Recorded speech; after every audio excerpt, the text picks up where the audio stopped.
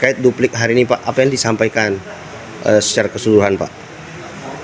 Kalau terkait duplik hari ini, kita mempertegas dari pledoi kita kemarin untuk membantah replik dari penuntut umum.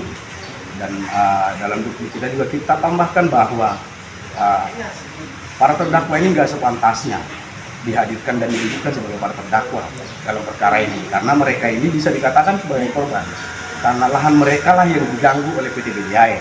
Tuduhan bahwa lahan mereka itu adalah lahan PT BDIAM itu tidak terbukti dalam fakta persidangan, karena dari alat bukti yang tersaji di dalam persidangan itu jelas, baik dari alat bukti surat, keterangan saksi maupun petunjuk, itu secara jelas tersaji bahwa lahan yang dikelola kelompok Tani Sejahtera itu masuk lahan transmigrasi HPL 03 Jonggol. Itu dijelaskan dan dipertegas oleh saksi yang kita hadirkan dalam persidangan, yaitu dari Dinas Transmigrasi dan Tenaga Kerja Kutai Kartanegara, yang dalam hal ini 2 kali melakukan peninjauan lapangan, 1 kali melakukan identifikasi, yang kedua melakukan advis. Disesuaikan berdasarkan data ataupun berupa peta dari HPL 03 Jonggol, seluruh lahan kurang lebih 600 hektar yang dikelola atau digarap oleh kelompok Tani Sejahtera itu masuk dalam HPL atau masuk dalam peta HPL Transmigrasi 03 Jonggol. Jadi tidak ada fakta bahwa para terdakwa ini menggarap lahan PT BDIAM, sama sekali tidak ada. Yang ada PT BDIAM yang mengganggu lahan dari para terdakwa ini atau kelompok Tani Sejahtera, begitu. Tadi saya dengar di dupliknya itu bahwa seharusnya pihak pelapor lah yang harus menjadi terpidana ya. Gimana itu? Iya, itu menurut kita. Karena apa? Yang terjadi itu land clearing di atas lahannya kelompok Tani Sejahtera. Artinya kan kalau land clearing di atas lahan orang lain itu masuk atau menyerobot, kan begitu?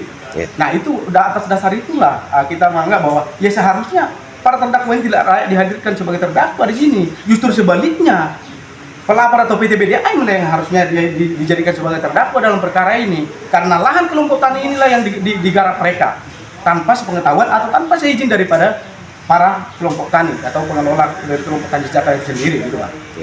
Kedepan ada rencana melaporkan kembali yang melaporkan ini?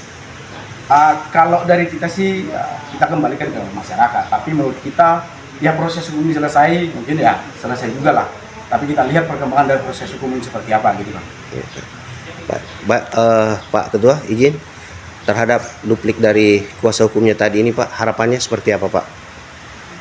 Ya, pertama kami ucapkan terima kasih kepada penasihat hukum kami yang telah berjuang begitu keras dan menyampaikan fakta-fakta yang nyata dan bukti-bukti yang tidak dapat dibantah secara hukum, karena surat yang diberikan kepada kami kelompok tani itu murni dari surat-surat pemerintah. Artinya keterwakilan pemerintah dalam hal ini mengakui bahwa lahan kami itu adalah memang lahan pemerintah, yang dalam hal ini HPL 03.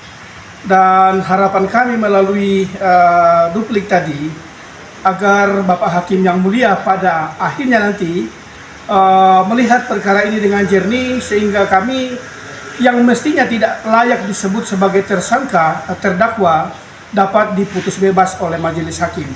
Karena kami memang merasa betul-betul dikorbankan oleh pihak-pihak terkait, terutama dari perusahaan, yang benar-benar mereka lah yang harus dipidana, karena lahan kami yang diobok-obok oleh mereka.